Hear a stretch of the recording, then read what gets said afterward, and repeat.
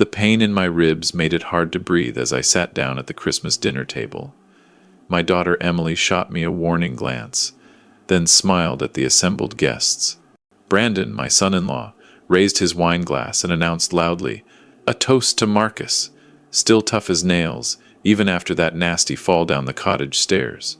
His grin was all teeth, no warmth. Guess the old man learned his lesson about wandering around in the dark, eh? I smiled back, keeping my expression neutral, despite the sharp pain that radiated through my chest with each breath. Let him think I was just a clumsy old fool. Let him believe his plan had worked, because what Brandon didn't know was that I hadn't fallen down those stairs at all, and I had proof. But I'm getting ahead of myself. Let me start at the beginning, 3 weeks earlier, when this whole nightmare began. My name is Marcus Thornton. I'm 64 years old, and I spent 36 years with the Royal Canadian Mounted Police, the last 15 as a detective in the Major Crimes Unit. I'd seen my share of darkness, the kind that makes you question human nature. Murder, fraud, domestic violence. I'd investigated them all.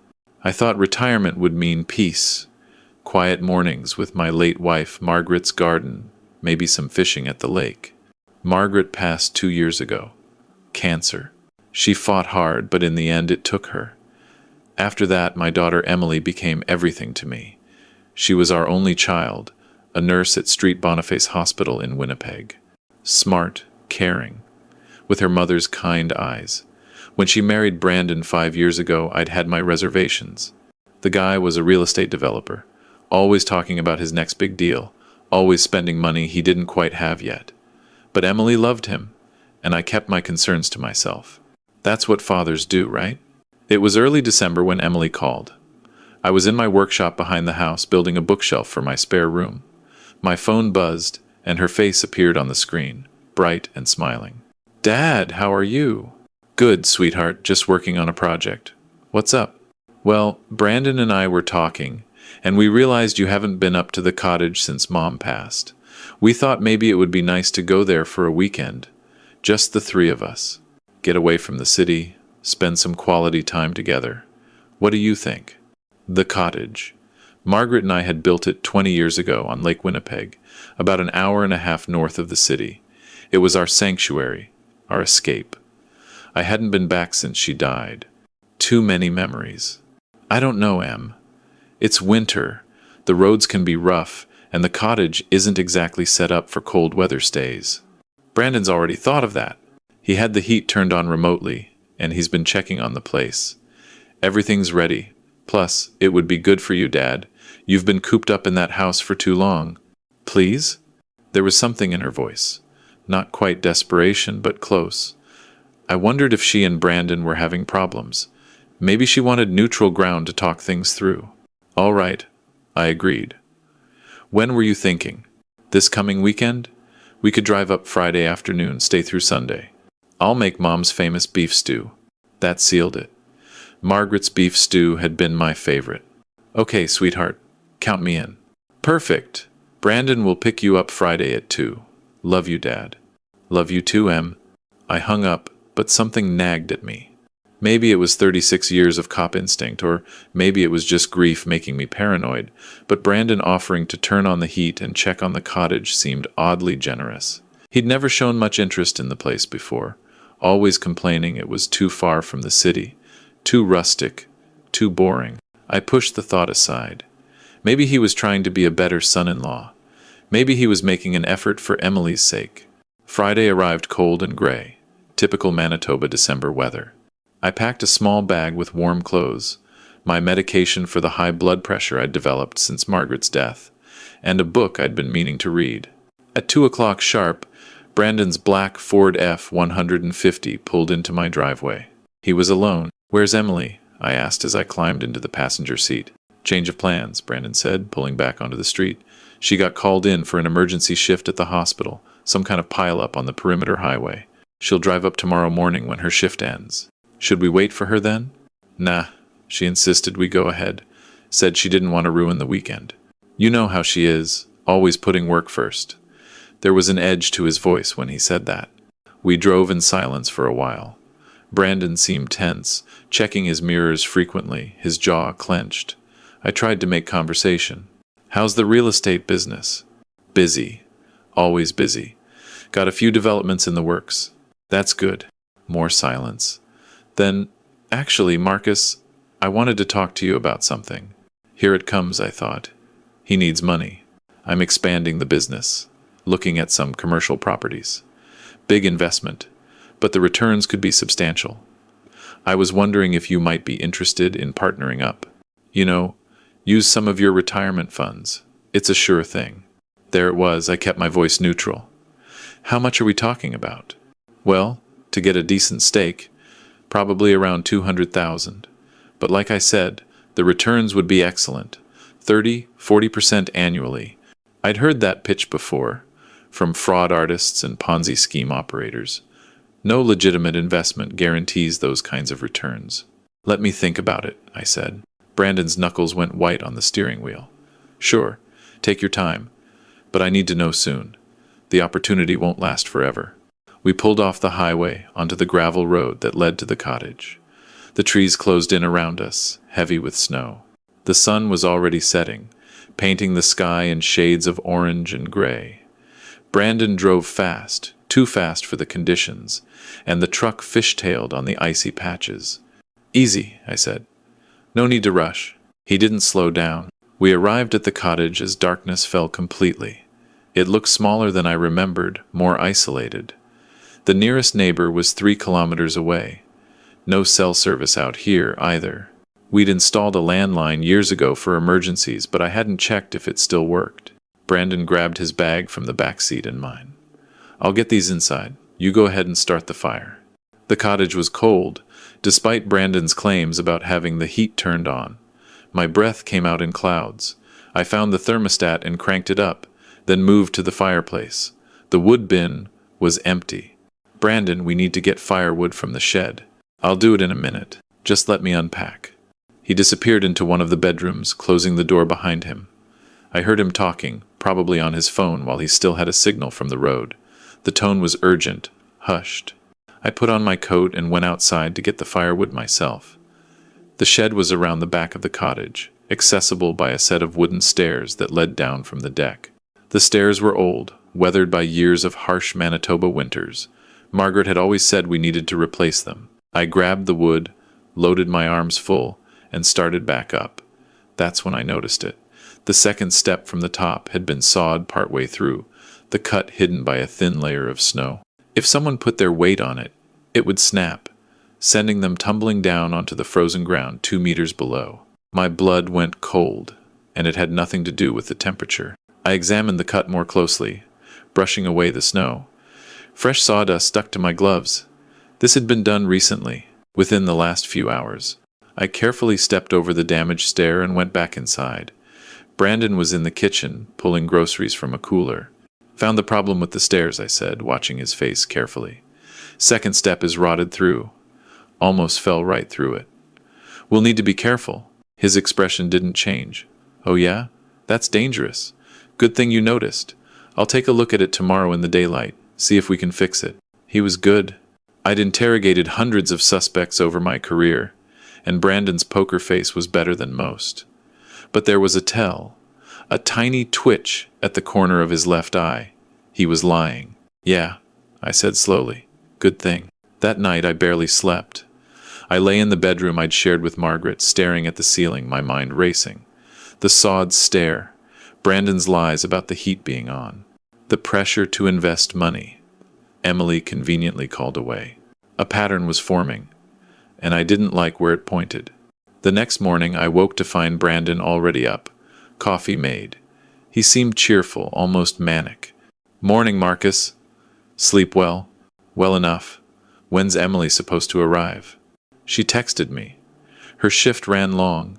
She won't make it until late afternoon. Thought maybe you and I could do some fishing. The ice should be thick enough on the lake. Ice fishing on Lake Winnipeg. In December, with a man I was starting to suspect wanted me dead. Maybe later, I said. My hip's been bothering me. Think I'll just relax here, read my book? Brandon's smile tightened. Come on, Marcus. Don't be boring. Margaret wouldn't want you sitting around like an old man. The mention of my wife's name in that context made my jaw clench, but I kept my voice level. I said maybe later. After breakfast, Brandon announced he was going into town for supplies. We're low on a few things. Should only take an hour or so. You'll be okay here alone? I've been taking care of myself for 64 years, Brandon. I think I'll manage. The moment his truck disappeared down the road, I went to work. First, I checked the landline. Dead. The cord had been cut, hidden behind the desk. Another accident. Next, I went through Brandon's bag in the bedroom. Buried under his clothes, I found a folder. Inside were documents. Mortgage papers on a commercial property in Winnipeg, dated 3 months ago. Amount, $1.2 million. Behind that, casino cash advance receipts. Dozens of them, totaling nearly $300,000. Letters from collection agencies. A notice of foreclosure. Brandon wasn't just in financial trouble. He was drowning. At the bottom of the folder, I found something that made my stomach drop. Life insurance documents. Mine. A policy Margaret and I had taken out 20 years ago worth $500,000. The beneficiary had been Margaret, but after her death, I'd changed it to Emily. Or so I thought. According to these documents, the beneficiary had been changed 6 months ago to Brandon. My hands shook as I put everything back exactly as I'd found it. I needed more evidence, something concrete, and I needed to be smart about it. Brandon was desperate, and desperate men were dangerous. I went outside and examined the stairs again in the daylight. Using my phone, I took photos of the cut, the sawdust, everything. Then I checked the perimeter of the property. The woodshed door had fresh pry marks. Brandon had broken in to get the saw. He wasn't planning an accident. He was planning murder. When Brandon returned, I was sitting by the fire, book in lap, appearing for all the world like I didn't have a care in the world. Hey, Marcus, got everything we needed. How about that fishing now? Actually, I was thinking about your investment opportunity. Tell me more about it. His face lit up. For the next hour, he pitched his development project, showing me glossy brochures on his phone, talking about projected returns and market conditions. It was all nonsense, of course. I'd seen the foreclosure notices. There was no development project. He just needed money to pay his gambling debts. So, what do you think? He finally asked. I think I need to see the actual property. Meet with your partners. Review the financials. You understand, Brandon. I'm a careful man. His expression hardened. There isn't time for all that. I told you, this opportunity won't last. Then I guess it's not meant to be. The temperature in the room seemed to drop 10 degrees. Brandon stood up slowly, his hands curling into fists at his sides. You never liked me, did you, Marcus? Never thought I was good enough for Emily. This isn't about... Shut up, old man. I'm talking now. He stepped closer, his voice dropping to something dangerous. You know what your problem is? You think you're so smart, so superior, with your cop stories and your perfect little life, but you're just a washed-up has-been who couldn't even save his wife from cancer. The blow struck deep, as it was meant to. But I kept my face impassive. I think you should leave, Brandon. Leave? We're in the middle of nowhere. It's my truck. Emily won't be here for hours. He smiled, and it was the coldest thing I'd ever seen. Besides, we haven't finished our conversation about the investment. See, I really need that money. And one way or another, I'm going to get it. He moved toward me, and I stood, positioning myself between him and the fireplace. 36 years of training kicked in. I might have been 64, but I'd kept myself in shape, and I knew how to handle myself. This is your last chance, Brandon. Leave now, and we can talk about this calmly tomorrow when Emily's here. Emily's not coming, he said. I told her not to. Told her we needed bonding time, me and her old man. She thinks we're having a nice father-son weekend. So what's your plan? Kill me? Make it look like an accident? He actually laughed. Kill you? Jesus, Marcus, you really have been watching too many cop shows. I'm not going to kill you. You're going to have an unfortunate accident. The stairs you already noticed. Or maybe a fall on the ice. Hell, maybe your heart just gives out from the stress of being so far from your medication. My medication's in my bag. Is it? He pulled a pill bottle from his pocket. My blood pressure medication. Oops. Must have fallen out. These old cottages are dangerous, Marcus. Lots of things can go wrong. That's when he rushed me. I sidestepped, using his momentum against him, and he crashed into the coffee table. But he was younger, stronger, and fueled by desperation. He recovered quickly and came at me again. This time his fist connected with my ribs, and I heard something crack. The pain was blinding. I went down, and he was on me, his hands around my throat. Black spots danced in my vision. This was it. This was how it ended. Murdered by my own son-in-law in the cottage I'd built with my wife. But then, through the fog of oxygen deprivation, I remembered something. Margaret's gun. She'd kept a .38 revolver in the cottage, insisted on it for protection. It was in the drawer of the bedroom nightstand. I bucked my hips, throwing Brandon off balance, and brought my knee up hard into his groin. He howled and released his grip. I rolled away, gasping, and stumbled toward the bedroom. He was right behind me. I yanked open the nightstand drawer. The gun was there, loaded, exactly where Margaret had left it.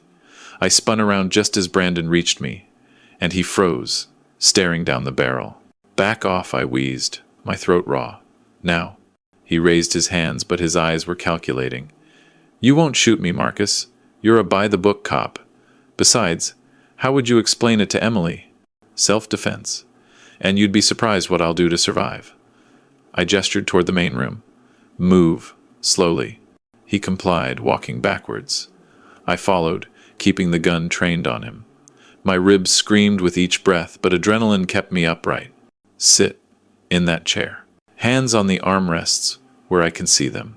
While I kept the gun on him, I used electrical tape from the junk drawer to secure his wrists to the chair arms and his ankles to the chair legs.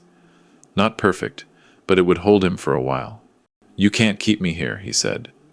"Emily will come looking. No landline, remember? And no cell service.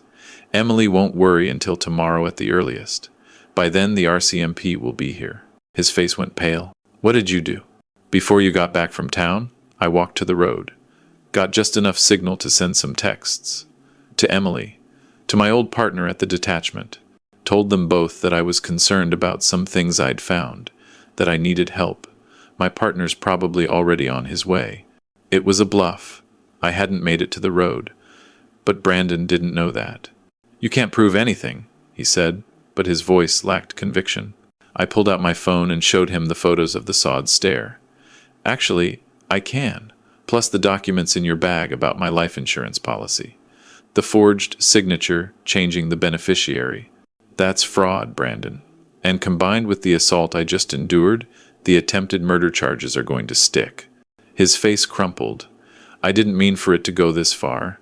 The debts just kept growing, and I thought, if I could just get access to some capital, I could turn it all around. I love Emily, Marcus, I do. But I got in too deep." "So you decided to kill me?" "I needed that insurance money. After you were gone, I was going to take care of Emily, I swear. The life insurance plus your house, your savings. It would have been enough to cover everything and still have left over for Emily. You would have bankrupted my daughter, trying to save yourself." He said nothing, because we both knew it was true. I sat down heavily in a chair across from him, the gun still in my hand but resting on my lap. My ribs throbbed. "You know what the sad thing is, Brandon? If you'd just been honest, if you'd come to me and told me you were in trouble, I might have helped. Not with the gambling debts, but with getting you into treatment, helping you find a way out. That's what family does." "We're not family," he spat. "You made sure I knew that every single day." Maybe there was some truth to that. Maybe I hadn't been as welcoming as I should have been. But it didn't excuse attempted murder. We sat in silence as the sun set and the temperature dropped. I didn't dare leave to get firewood, not with Brandon secured but potentially able to work himself free. So we waited in the growing cold. Around 9 p.m., headlights flashed through the windows. A vehicle pulled up outside. My heart raced. Had my bluff worked? Was it the RCMP? The door opened, and Emily walked in. She took in the scene immediately. Me, bruised and bleeding, holding a gun. Brandon, taped to a chair. Her face went white. "Dad? What happened? What did you do?" "Not what I did, sweetheart. What he did." I quickly explained everything. The sod stair, the forged insurance documents, the attack. With each revelation, I watched my daughter's face transform from confusion to horror to grief. When I finished, she turned to Brandon. Is it true? He couldn't meet her eyes. I can explain. Is it true? I was desperate. I made mistakes. But I did it for us. For our future. You tried to kill my father. Her voice broke. How is that for us? She pulled out her phone. I'm calling the police. No signal here, I reminded her. Landline's cut too. We need to drive to where there's service. Emily looked at Brandon one more time, and I saw her heart break in real time. Then she hardened, becoming someone I didn't quite recognize. Let's go, Dad. We'll take my car. He can stay here and think about what he's done. We can't just leave him. Watch me. We left Brandon taped to the chair, drove 20 minutes until we had cell service, and called the RCMP. Constable James Reimer, my old partner, met us at the detachment. I gave my statement, showed him the evidence on my phone, told him where to find the insurance documents in Brandon's bag. They arrested Brandon at the cottage 3 hours later. The charges: attempted murder, fraud, forgery, assault, causing bodily harm. The evidence was overwhelming. Which brings me back to the Christmas dinner table, 3 weeks after that nightmare weekend.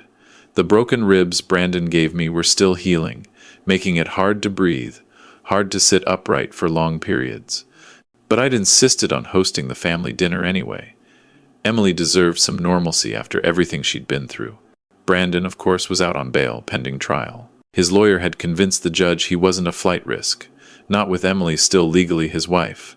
She'd filed for divorce the day after his arrest, but these things take time in Canada. And somehow, Emily had allowed him to come to Christmas dinner. For closure, she'd said, I need to see him one more time, face him with the family around. I'd argued against it, but she was my daughter, and she was hurting, so I'd agreed. Now, sitting at my dinner table with my cracked ribs screaming, I watched Brandon play the role of misunderstood victim. My younger brother Tom and his wife Linda sat stiffly, unsure how to react. Emily's cousin Mark kept glaring at Brandon. The tension was thick enough to cut. So, Marcus, Brandon said, his voice carrying that false joviality, now that you've had time to think about it, realized it was all just a big misunderstanding. When are you going to drop those charges? I mean, we're family, right? The table went silent. Everyone stared at me. I carefully set down my fork, the movement sending sharp pains through my ribs. I looked Brandon directly in the eye. A misunderstanding? Is that what you're calling attempted murder now? Dad, Emily started, but I held up a hand. No, sweetheart. Let me say this. I turned back to Brandon. You sawed through the cottage stairs, planning for me to fall and break my neck. You cut the landline so I couldn't call for help. You forged my signature to change my life insurance beneficiary. And when none of that worked fast enough, you put your hands around my throat and tried to choke me to death. Brandon's mask slipped. You can't prove. The RCMP has photos, documents, your fingerprints on the saw. And I have these. I carefully pulled up my shirt, revealing the massive purple and yellow bruising across my ribs and chest. 3 cracked ribs, severe contusions, ligature marks on my throat, all documented by the hospital the night you attacked me. I lowered my shirt and leaned forward, ignoring the pain. You didn't teach me a lesson, Brandon. You didn't prove I was old and weak and in your way. You proved something else entirely. What's that? He asked, his voice tight. That you're a coward who tried to murder an unarmed 64-year-old man for insurance money, and you still failed. The silence that followed was deafening. Emily was crying quietly. Mark looked like he wanted to vault across the table and strangle Brandon himself. Tom just shook his head in disgust. Brandon stood up, his chair scraping loudly against the floor. This is bullshit. I don't have to sit here and take this abuse. Emily, we're leaving. No, Emily said quietly. What? She looked up at him, her eyes red but her voice steady. No, Brandon, you're leaving. Alone. The divorce papers are being served tomorrow. My lawyer says with the criminal charges, I'll get everything. The house, the car, all of it. You're going to prison, and when you get out, you'll have nothing. No wife, no family, no future. Emily, please, get out of my father's house. Brandon looked around the table, seeking an ally, finding none. Finally, his mask cracked completely. You're all going to regret this. I'll appeal. I'll fight. You'll go to prison, I said calmly. The Crown prosecutor tells me you're looking at 10 to 15 years minimum. And in Canadian prisons, they don't look kindly on men who hurt the elderly. You'll have a lot of time to think about your choices. He stared at me with pure hatred, then stormed out. We heard his car start, tires spinning on the icy driveway as he sped away. After a moment, Tom raised his glass. To Marcus, tough as nails even after everything. To Dad, Emily added, her voice breaking. I'm so sorry. I'm so sorry. Nothing to be sorry for, sweetheart. You loved the wrong man. That's not a crime. But you chose right in the end, and that's what matters. We finished dinner quietly, and afterward, everyone helped clean up. When they'd all gone home, Emily stayed behind. We sat by the fireplace, not speaking, just being together. He really would have killed you, she finally said. It wasn't a question. Yes. And you kept yourself alive using everything you learned in all those years with the RCMP. Yes. Mom would be proud. That made me smile despite the pain in my ribs. Your mother would have shot him the moment he walked in the door. She never liked him much either. That got a small laugh from Emily, the first real one I'd heard from her in weeks. We sat there until the fire burned low, father and daughter, survivors both. Brandon's trial is set for March. The evidence is overwhelming, and his lawyer has already hinted at a plea deal. I'll testify if needed, though the prosecutor thinks it won't come to that. The physical evidence tells the story clearly enough. I sold the cottage. Too many bad memories now, layered over the good ones with Margaret. The money went into a trust for Emily, to help her rebuild her life. My ribs healed slowly. At my age, everything heals slower. But I'm still here, still breathing, still standing. Brandon tried to teach me a lesson about getting old, about being weak, about being in the way. Instead, I taught him one. Age isn't weakness. Experience isn't irrelevant. And a desperate man with a plan is no match for a careful man with 36 years of catching criminals. That's the lesson Brandon learned in the end, and it's one he'll have plenty of time to remember while he's serving his sentence. As for me, I'm learning to live again. I've started volunteering at a community center, teaching self-defense to seniors. Don't be a victim, I tell them. Stay aware, stay strong, and trust your instincts. If my experience can help even one person avoid a similar situation, then maybe something good came from that terrible weekend. Emily's doing better too. She's in therapy, working through the betrayal and the guilt. She keeps apologizing, but I keep telling her the same thing. She didn't do this, Brandon did. She's a victim here too. Sometimes, late at night, I think about those moments on the cottage floor, Brandon's hands around my throat, my vision fading to black. I think about how close I came to never seeing another sunrise, never holding a grandchild, never watching Emily heal and rebuild her life. And then I think about Margaret, and I imagine her voice in my head, that tough, practical tone she always used when I was overthinking things. You survived, Marcus. Now stop dwelling and start living. So that's what I'm doing. Living. One careful breath at a time, with my cracked ribs reminding me with each inhale that I'm still here, still fighting, still refusing to let anyone write my ending but me. Brandon thought he could get away with murder. Instead, he's getting 10 to 15 years in a federal prison, a criminal record that will follow him forever, and the knowledge that he tried to kill an old man and failed completely. That's justice. Canadian justice. Slow, thorough, and absolutely certain. And for me, I got something more valuable than revenge. I got my life, my daughter, and the satisfaction of knowing that experience, training, and sheer stubborn refusal to give up can still win the day. Even when you're 64 with cracked ribs and a broken heart, you can still win. You just have to be smart about it, stay calm under pressure, and never, ever underestimate what an old cop knows about catching criminals. Brandon learned that lesson the hard way, and he'll have 15 years to remember it. As for that toast he made at Christmas dinner about the old man learning his lesson, he was right about one thing. Someone learned a lesson that weekend at the cottage. It just wasn't me.